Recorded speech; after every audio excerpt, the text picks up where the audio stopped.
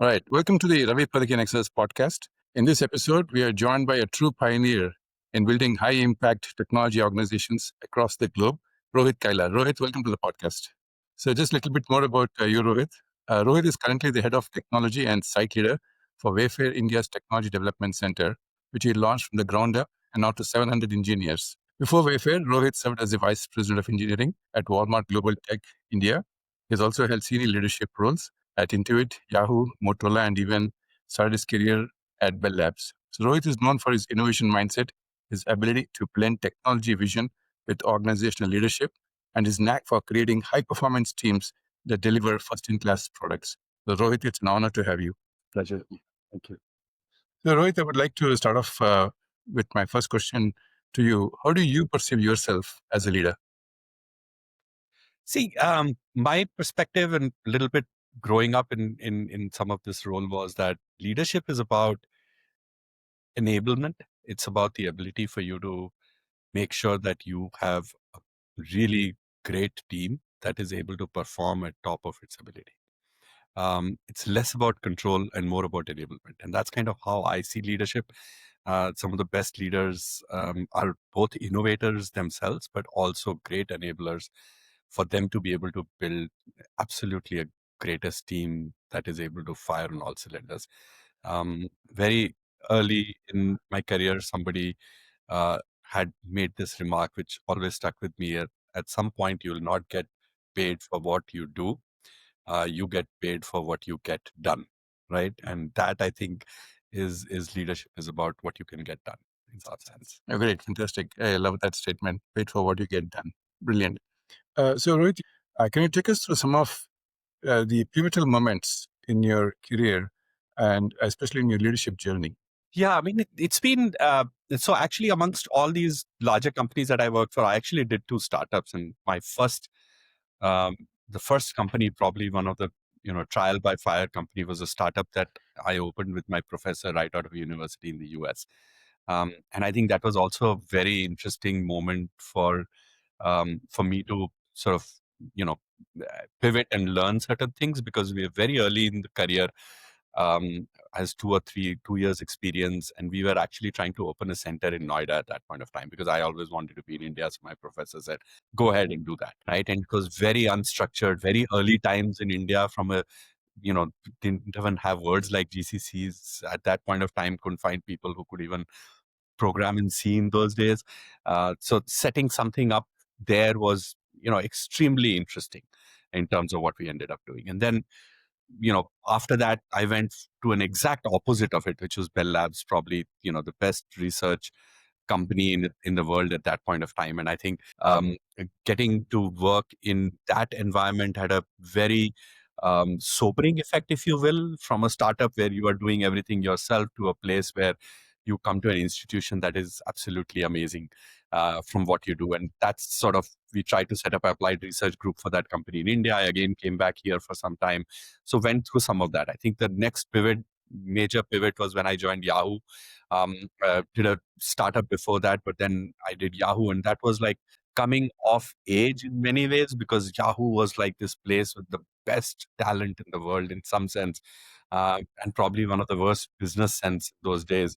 But you sort of learned so much in that company, working with some of the brightest technologists in your life, and you all this while you thought, oh my God, I'm very good and I do this. And then you suddenly show up and you realize, oh my God, I'm actually nothing. So I think every pivot point in the organization was a realization that no matter what you've achieved or what you've done, you sort of start from scratch in a new place, which is bigger and more bolder than before. And Walmart was very similar, right? I mean, Fortune 1 company, you show up in a company that was doing, I think, pretty badly in India. It was a very average center, especially coming out of Yahoo and Intuit kind of centers, to come to a place which was completely, bereft of any great philosophy, to go and convert that along with all the other people into such a great center for a Fortune 1 company gave you the confidence that, you can kind of do it for a Fortune 1 company.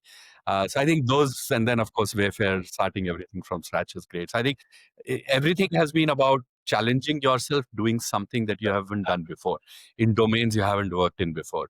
And that I think has been pivot for me. Every single job has been. I don't know why I get those jobs, but because I get them, I really value them a lot.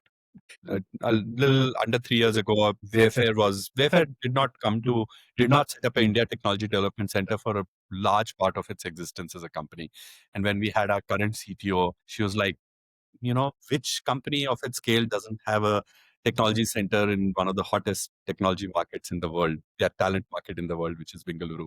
That's kind of how they reached out to me to come back and say, do you want to do it from scratch? And I wanted to make sure that I do it with the right context, because different GCCs or different people come to India with different context. Some of them to save cost, some of them just pure innovation, some of them to do add-on work and all of that kind of stuff. So I wanted to make sure that my goals of what I wanted to do with Wayfairs were aligned. And my role here really was to build a technology development center at Wayfair, which is the second largest technology development center outside of our headquarters in Boston, but do it in a very short term timeline and make sure that it is at par with all the other centers in some sense. So we don't distinguish between whether we're in India or in Toronto or in Boston or in Bay Area.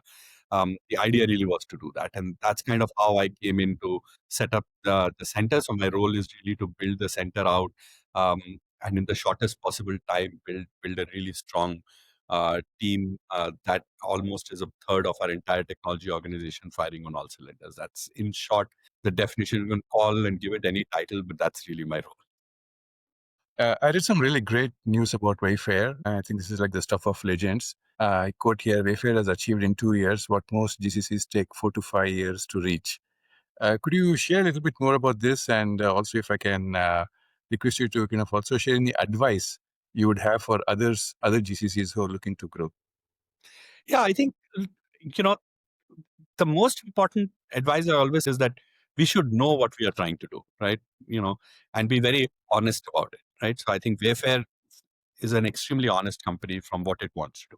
So I think that our roadmap was very clearly set. Like I said, bring up a technology development center which is at par with all like the technology development centers, with a really good center of gravity in terms of having a reasonable part of the organization here, in the shortest possible time, right? And so we decided to, when we looked at that aspect of that definition, we decided to say, okay, the only way for us to build a really strong center is to really make sure that we build it tops down. So we actually ended up hiring bulk of our leadership team even before we started hiring our engineers, and we did go the other way around. We want to make sure that the leaders are in place, the thought process is in place on what they own, how are they driving each of the areas. And we did it across the board. We didn't say, okay, India will be only for supply chain, or India will be only for, platforms or anything. We today have almost equivalent percentage of the organizations in all the four quadrants that we have, which is supplier, supply chain, customer, and the platforms. And then we built all of them to make sure that we have the right level of leadership before we start hiring the people, so we have the right charter. In fact, 18 people, 18 brave souls who joined Wayfair even before Wayfair was registered on paper, included four people from the leadership team, and all four are in the company even today after about 3 years of our operation. These are people who genuinely wanted to come in and drive what we wanted to do. So that's kind of how we set the target up, and that is why in 2 years, and been through GCCs, been through the mistakes most GCCs make over a period of time. So we wanted to make sure that we didn't have time to make mistakes. The idea really was to be proactive, set the plan up, and then just go get that done. And that would be always my advice to everybody, right? There is no, people try to get excited about saying, oh my God, we want to do this, we want to do that. Be very honest what you are, right? And when you have a clear direction and clear honesty of what you purpose that you have to do, lay down the charter for it and get it done. If your charter is okay, let me hire some 20 people and then see how they do, and then they go, that's also fine. But then make sure that you understand that. Then don't say in 2 years I want to be at this place, because that won't work. So I think that honesty of purpose and clearly laying that down is the most important way for you to succeed in any organization, GCC or non-GCC in some sense. But it applies even more for GCCs because the headquarters is somewhere else. So you have to be very clear on that purpose of what you need to do. Right.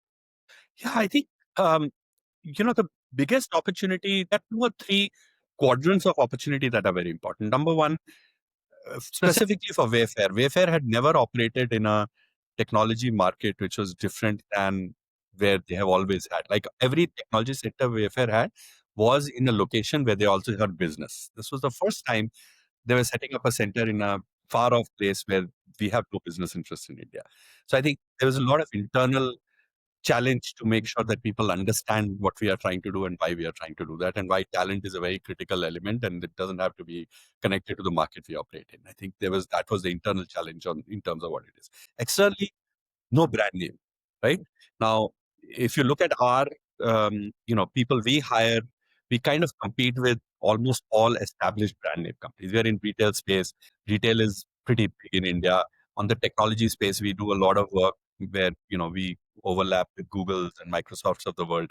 So we are literally fighting for talent with some very established brand names. And we have no brand, right? When we came in, nobody knew what Wayfair is about. So I think a lot of our challenge was to get people to understand what Wayfair is. And by the way, do it in a context when Wayfair's business, which is a home segment business, was amongst its lowest. Coming out of COVID, right? So it was really not the best time for business for us, and so you have a business sentiment that is not necessarily very strong. You don't have a brand name. You're fighting against some of the biggest known brand names in India for talent, and yet you have to establish yourself as an organization that is well known and is able to attract people.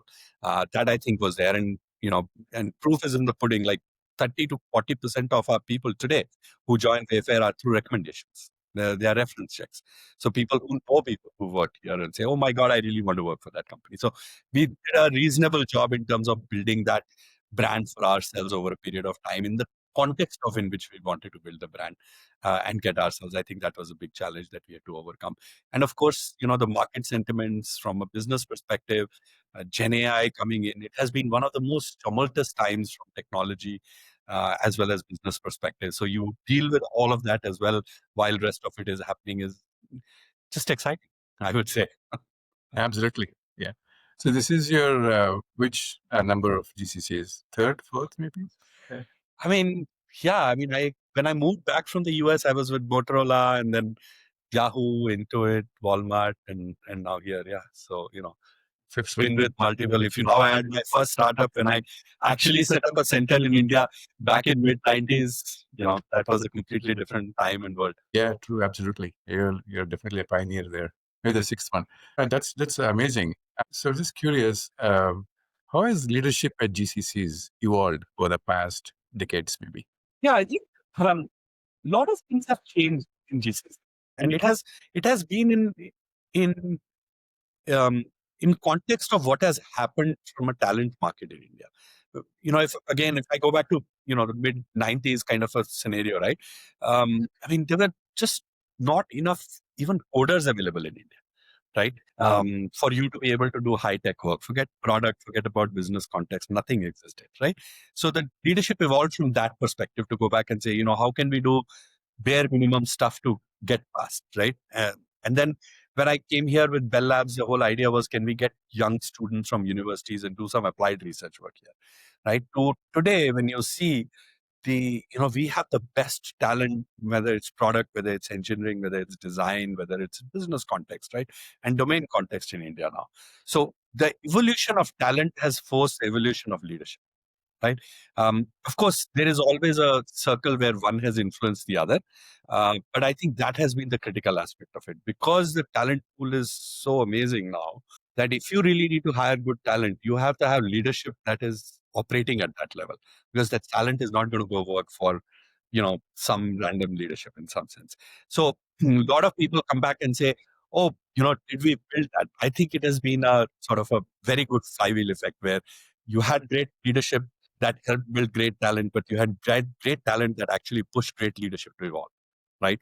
And that has really changed. So now today, if you look at it, the way things are, we just happen to be in a location, right? GCCs had just happened to be in a location. It doesn't really matter. And the reverse is also true. We all use WhatsApp. There's not a single WhatsApp developer sitting in India. And we don't think that, oh my God, where is the developer sitting? Or where is the designer sitting for this? They could be anywhere in the world. In the same way, I think GCCs are evolving to a place where they become location agnostic. It is going to be in places where the best talent exists. And India in general, and Bengaluru in particular, probably offers the best scaled opportunity for you to get great talent. As a result of which, the leadership will evolve as being one of the fundamentals to the organization. That's why you see a lot of global leadership coming out of here. People who are here, our leaders are sitting here and operating on a global line. Now, US people did that all the time, and nobody blinked an eye, right? So the same thing should happen.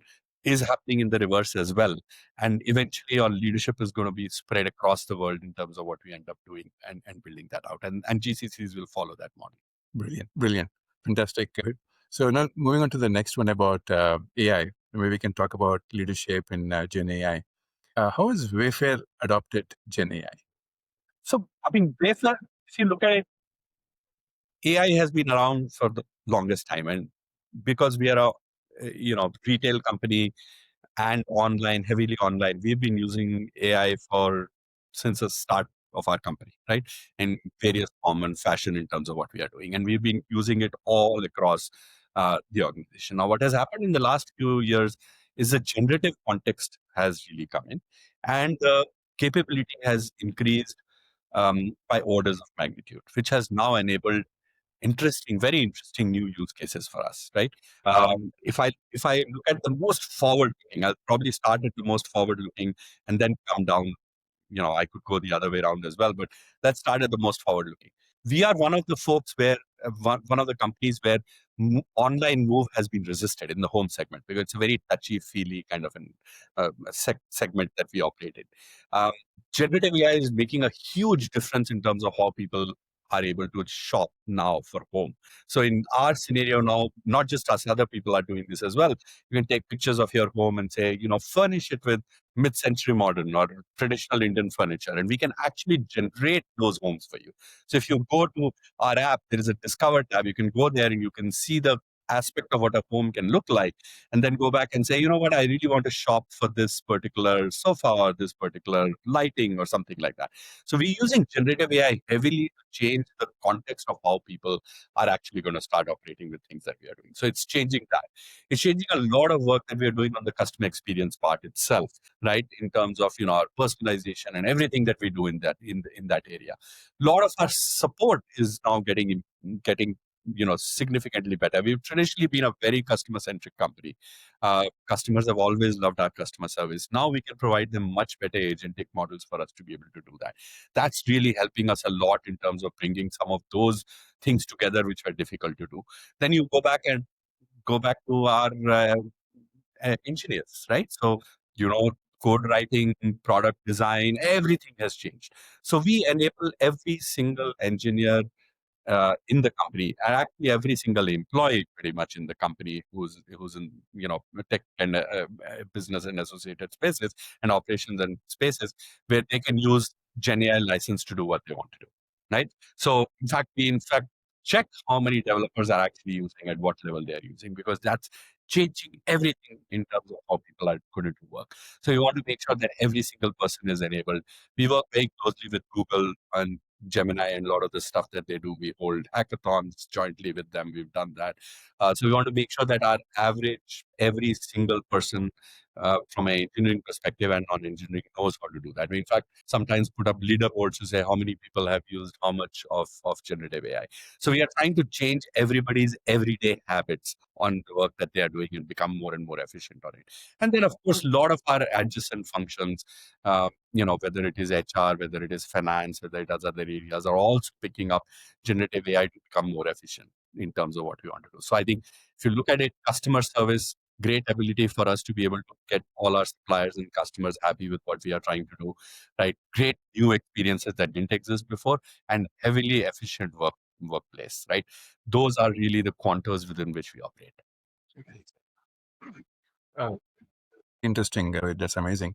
Is there a mindset that is suited for adopting or to lead AI? I think, look, I have been around the industry long enough to say these pivots come every now and then, right? I think the mindset is the field that we operate in is going to change every few years. right? And some will be bigger changes than others. Like this one is probably a very big pivot moment. So I think real issue fundamentally is that the mindset required is I cannot keep doing the same thing in the way I used to do it before. If you have that mindset and challenge your job and what you're trying to do is very interesting. I was at this, Karnataka chief minister and deputy chief minister's meeting the other day where Chris Gopalakrishnan was there, and he was saying computers were invented in 1945, and that was a pivot moment. And this is probably the next biggest pivot moment from then on, right? Now, while I agree partly with it, I also believe there have been many pivot moments that we've gone through. So I think the mindset required is it won't be the same as it was yesterday. And what am I doing to myself and the environment around me to change it enough so that I can adopt the best thing that is out there? It's not about losing jobs. A lot of people will convert it into about losing jobs. And since the time the computers were invented, no technology transformation has ever lost jobs. They've only increased number of jobs, but not the same jobs that were there before. So I think the set of people who will make it are the people who will adopt, and that is leadership. And the ones who will not will probably have to go find other careers. Got it. That's a good segue into my next question. What kind of talent is required from top to bottom to lead AI? Um, I think very much in line with people who are willing to challenge the status quo and are able to adopt technology faster than anybody else, right? Um, that is the key part that is going to be very, very important. Um, we've always focused, in tech, we've always focused on efficiency. There's time when we used to use editors to write code, then we went to integrated development environments, debugging tools, everything. So I've seen so many versions of it that has happened over a period of time that sometimes I go back to how I used to code when I was in college versus now as seen sea change, right? So everything has changed, right? So when a lot of people come back and say, oh, what are the people in university going to do today, right? Not very different than when I was in university. When I was in university, it was coming of age. You could have asked us there saying, oh my God, what will you do? There was no this thing only established goal was that you go in and you realize that everything is changing and how do you adapt to it very, very fast, right? Adopt new technologies, adapt to the changing environment and business environment. So I think that is the part that is very critical. Now, I am less, I'll tell you a worry and not worry in two sectors. We'll look at mid management and we'll look at early careers. Early career, the advantage that they have is they are coming out of universities enabled ChatGPT. So all these universities who say, "Oh, don't use ChatGPT or don't use generative AI," sorry, ChatGPT just happens to be one of them, are wrong because that's what they are going to need tomorrow, right? So make sure that they are very good at that, not very bad at it, right? So I think they are very. This generation is very tuned towards doing that. I mean, I think my kids don't use search in the regular way anymore. They use only, generative search going forward. So I think they are very good at that. The problem that they will have is that, um, you know, the skill set of writing code that was there very common is probably not going to be there. System design, establishment is more important, and they'll not be trained to doing that. So while at one place they are very tuned to it, the negative that they have is they don't have that experience, right? Now, mid-level management, the advantage that they have is they have great system design experience, they have great ability, they have built large-scale systems over time. But the problem is that sometimes are not tuned to change, right? So they are not adopting technology as fast as they should be. So both sides will sort of compete with each other in terms of, who will win. Senior leadership anyway is very few in numbers, so it's not as if, all, some of them will just fall by the wayside, the other will exist. But these two sections will now have to compete to say, are you going to be able to use generative AI and the new technology and gain a lot of experience in terms of building really large scale systems so you can be very effective? Or are you going to have the skill and adapt and adopt these technologies fast enough so you can be there? And that skirmish will continue for a little while. Excellent. I totally agree. Yeah. On these lines of leadership, what separates good from great leadership in this age of AI? I think that hasn't changed, right? Great leadership is always about uh, how can you build better and faster and extremely great organizations, um, um, and spot opportunities that are fantastic, right? That doesn't change. It just is happening at a faster scale, right? The slope of the curve is higher than what it used to be before, right? But otherwise, it's the same, right? Anybody who sort of sat and said, okay, I will continue to run things the way they were, that leadership never survived. I mean, and you can look at it. I mean, I work for some great companies that don't exist today. Bell Labs, I mean, it was the premier research institute in the world. It doesn't exist anymore, right? Yahoo doesn't exist anymore as a company. So wherever the senior leadership stop spotting trends, right, are the senior leadership that always lost out. That remains the same. The difference is that the scale is much higher, right? The other advantage that is out there is that these all large companies or leadership that was there, at least in mid-size and large companies, was always threatened by startups that were coming from the side, right? Because they were innovating faster than these larger companies were doing. That now has changed slightly because of the scale. Because now you can do a startup with like 5 people and build software that people used to take years to build earlier, right? So now the ability for these smaller companies to disrupt is becoming faster and faster and faster. As a result of which, the senior leadership in larger companies will have to operate more and more like startups than they used to before, right? They used to get by, they had a little longer runway to take off. Now that runway is much shorter. And in some cases, they have to do vertical takeoff. There is no other way out. So I think that is sort of giving reasonable amount of angst for the right reasons to senior leadership. So I think it's going to be a lot of great startups that are going to come out, and they're going to, change things the way they are in a very short period of time. Wow, amazing. That's both frightening and exciting at the same time. So speed, disruption, and scale, right? Okay, great, great. So moving on to Gen Z. Let's talk about Gen Z and the future of work. So you have led large teams, Rohit, across geographies. How is Gen Z reshaping the dynamics of leadership at work? Yeah, I mean, I think in both in different ways, right? Number one, of course, is that Gen Z is coming back with a lot of experience with these technologies right off the bat, like I said, right? I mean, people are submitting assignments with generative AI. We used to copy assignments from others and submit them. These guys don't need to copy; they just need to use generative AI to do it for them.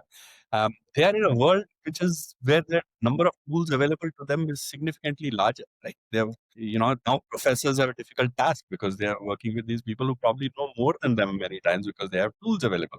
So I think they are coming with very native knowledge of the new world, which some of the existing people don't. Right? And you go back and see this. I saw it. My kids started using non-regular search mechanism, using generative search before I did. Right, so that is the challenge that this generative AI, the new generation is bringing to the table.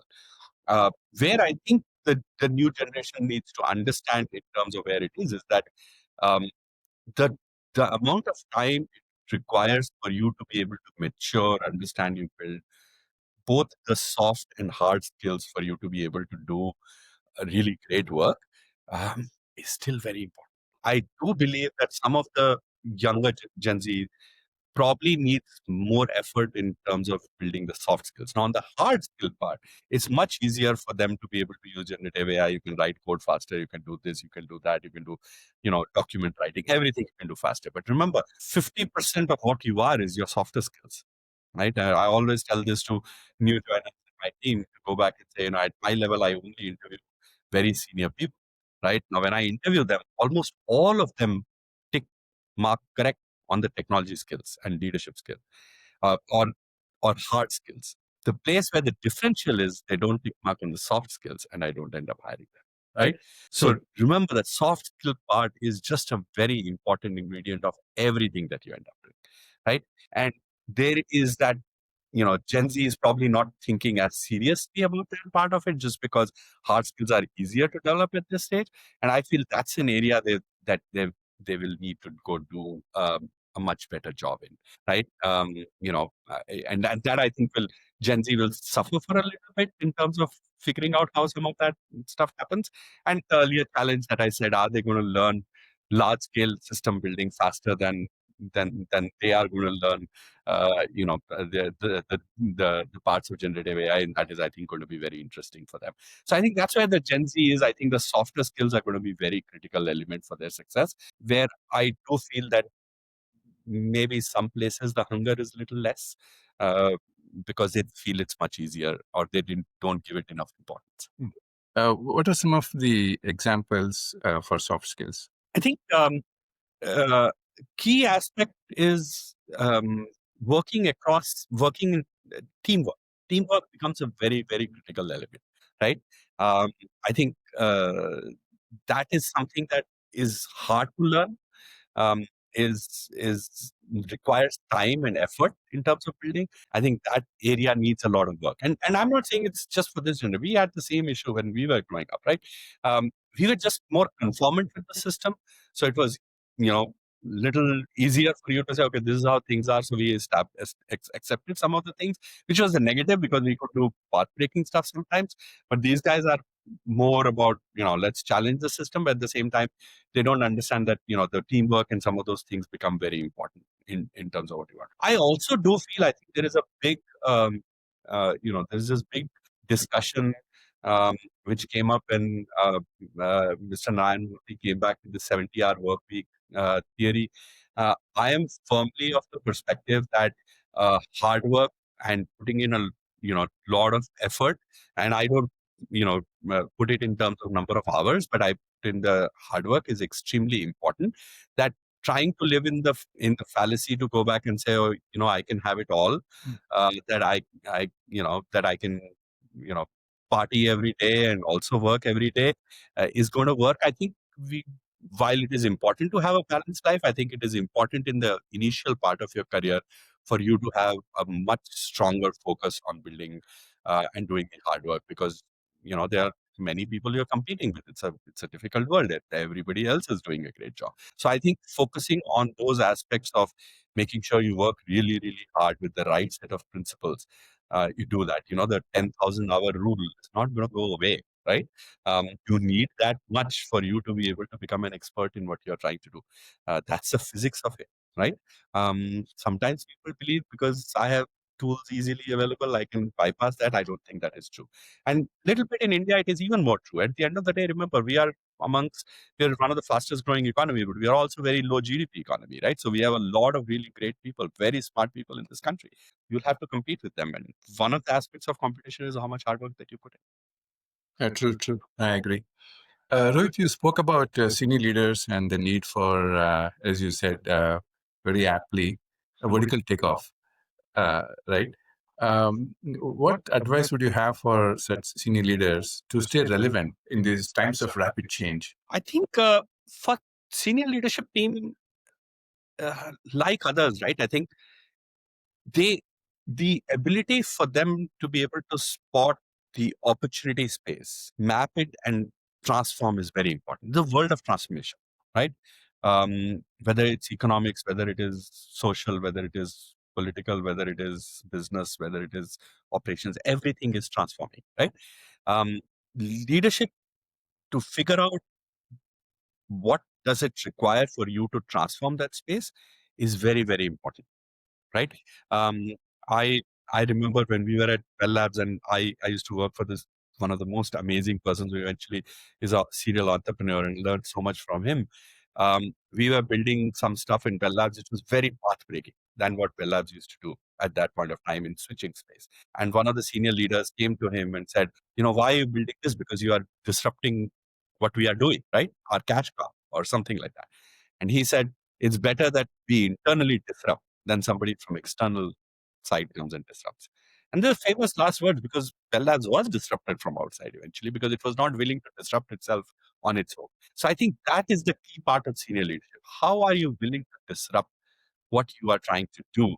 In some sense, always figuring out, can you make yourself irrelevant so you can do something else? People are always scared of making themselves irrelevant. Like I always tell my company is that if if I do a great job in setting up Wayfair, I should not be needed, or my same number of hours should not be needed for doing this, so that I can do other things. Right? I can now move up the chain in terms of making sure something happens. I think that is a very critical element that people are not thinking about. And people are a little bit more lost in this territory of, how do you get promoted, how do you get this title, how do you do this, and large companies tend to help you doing that. You get lost in that without focusing on, oh my god, can I disrupt my position so I can do something bigger. For senior leadership, that is very, very important, because remember, we don't write code, we don't actually build stuff that that the company does. That's all done couple of levels below us. So how can we do something so that we can disrupt what we are doing and we are not needed anymore, so we can do something more, is a very critical element. Sometimes you just have to think like that. It's quite visionary and extremely insightful. Thank you for sharing that, which is a very good segue into my next question. What are the top skills you look for when hiring senior leaders? I think the critical part for me, like I said, most of the time they're um, uh, they check out on the resume won't even come to me, or they won't even come to me for interview if they don't check out on the hard skills, right? They should have built systems. They are great at what they are doing, right? I look at mostly core is about leadership qualities, right? For them, that I think the key things I look for is, I see a lot of resumes, a lot of big mistakes of people that they make. They switch companies every couple of years, right? At senior leadership, unless you've gone through good times, I look for people who've gone through the good times and the bad times. Greatest companies in the world are born in the worst times, right? Greatest leaders are also born in difficult times. So if you left the company at the hint of something going bad, chances are that you'll not survive with my company, because I'll also go through a cycle of good and bad times. So I think perseverance and how were you able to change the trajectory from bad to good is something that I look for, right? Which sometimes also means that you have to have a longevity in a particular role for you to be able to do that. That doesn't mean I'm expecting people to work for the whole lifetime in a company. It doesn't happen in today's world, but it's extremely important that you've gone through a cycle. Um, I think the other aspect of it is that disruption. How are you able to spot opportunities and are able to disrupt what you are trying to do? And that is very, very critical, because if you knew how to disrupt, you will the first person whose eyes will open wide as soon as you say generative AI, right? Not because I will tell you, because you'll say, oh my God, this is a disruptive technology. Let me go figure it out and how can I change that. So I think disruption becomes a very key element for me to be able to go do that. The other part that I always look for is, a lot of these people talk about, uh, you know, um, should big companies, startup. I think the mentality of getting it done is the same, whether you're a big company or a large company. You're coming to a big company to say, oh, it's a big company, things will move slowly. Most likely, you're not the right person for my team, because I would like other people who are actually doing a startup mentality in a large company for them to be able to change and disrupt things, right? Um, and I think the last part is, how good of a what kind of talent have you built over time? Whether you are an individual contributor or you are a manager, right? Does great talent follow you? Have you built great talent over a period of time? Have you actually taken people and hired and assembled the best team that is able to perform the best of their ability? Because remember, you're not going to write code for me. You're not going to build half the things. Your team is going to be able to do that. So I think that becomes a very critical element for me to say, do you have ability for you to build, grow, and retain talent for you to be able to be a good leader at this level? Oh, extremely insightful. Thank you for sharing that. So now we'll move on to the last segment. Who or what is your inspiration in leadership? I mean, all these qualities that I said, some of the disruptive leaders that I have seen in my life, of course, people will talk about all the big names, so I'll probably avoid some of the big names. I think, very early in my career, my professor, who, always thought differently while we were students, was a huge inspiration for me. I think my boss at Bell Labs was one of the most inspirational leaders I worked for, because he was the disruptive person who'll say, can I disrupt myself in terms of what we are doing? Um, my boss who hired me at Yahoo, probably somebody I very deeply respect in terms of, how he basically built an organization and collected one of the best talent pool that I could learn from and contribute to.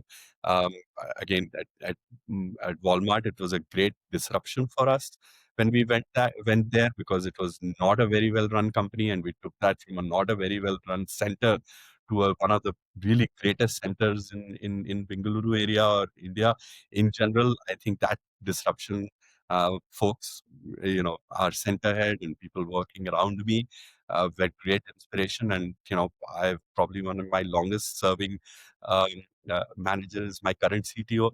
I've worked with her for many years and great inspiration. And these are people who sort of helped me uh, sort of, get and build a career that is great. And of course, at very senior level, all the big names. I think I'm a huge fan of Elon Musk. If you take the politics part out of the picture, one of the most disruptive leaders of our times, who's changed everything. In what has been your day? I love this HIPT, How I Built This by Guy Raz. He interviews all founders, people who built startups, and actually talks. And first time I saw Neeraj Shah and Steve, our founders, podcast was on that, way before I even thought about joining Wayfair. And he interviews some amazing leaders, and it's great to look at the theme of what they say. Each leader almost, and how they became great. What are the downturns they went to? What all they did. That's been one of my most favorite ones that I go to many times to listen. There's also this TED radio hour. They pick a topic and then they do all the TED talks that have happened in context of that particular topic, and that's also has been one of my favorites over time. Lovely. Fantastic. How do you deal with stress? Oh. um, I do podcasts. It's a stress buster for me. I think I always feel it's like right and left brain. If you bring both right and left part of the brains together, usually it's good if you're very stressed on the right side of your brain, from work and other things. I think bring some creativity into. I'm not a very creative person, but I think bringing some part of the left brain is helpful. On the physics part of it, I always feel exercise is one of the things that has always helped me a lot. I am a big travel buff. Travel is a huge stress buster for me. So I take, enough time off for me to be able to go travel around. And when you see the world, when you see everything that's going on around you, you realize sort of how small you are in the entire picture. And stress sometimes makes you believe you are much bigger than you really are. So that sometimes feeling that small really helps you beat some of the things, and don't take yourself that seriously. Anything interesting happened? Ah, we can have a whole podcast on that. I think I did a winter trip through Spiti earlier this year. Is I've lived in the US at very low temperatures, but living through and driving through Spiti at minus 25 degrees centigrade, and surviving altitude sickness, weather, and everything else was really amazing. And I'm a very great fan of Himalayas. So for me, anytime I'm in the Himalayas, I feel at home. So I think that was in the recent past, that was one of the most exciting trips that I did. So it's been really wonderful talking to you, Rohit. I really I've learned a lot from this podcast, and I'm very grateful for you taking the time to speak to me. And you're a true pioneer. Anything you would like to share in closing? No, thanks so much for having me here, and it's always exciting to relive life in many ways when you do all of these things. Yeah, I mean, I think my only closing is I would love. I was telling somebody the other day who was, a little stressed about saying, "Oh, everything is changing." I would give anything to be 20 years younger right now. No, but I think more from the fact that it is one of the biggest opportunities in front of us. Right, world is going to transform. Companies are going to transform. I think for India, this is probably going to be one of the best opportunities in front of us. So, um, just embrace it and create a completely new world and much more egalitarian world out of it. That's what I'm really excited about where we are today. Great. Fantastic. So thank you very much, Rohit.